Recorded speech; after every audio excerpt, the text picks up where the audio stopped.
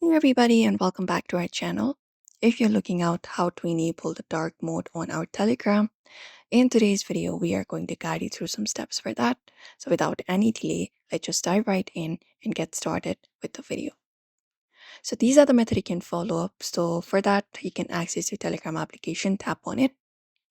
And once you access your Telegram application, you may look out for your profile or the menu option in the bottom top left and select it. And then once you select up your profile here, what you may do is basically access your settings application here. So go ahead and tap on the settings option and open it up. And within your settings, you just need to go over to the chat settings. So find chat settings for that. And once you find your chat settings, there is an option called switch to night mode. So select this option right here. And when you do, the dark mode will be directly applied.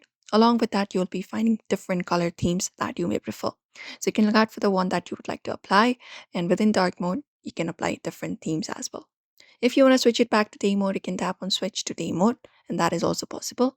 But usually to apply dark mode, you can use your own device as well. So you can access your quick settings panel and look out for the dark mode option and go ahead and enable it.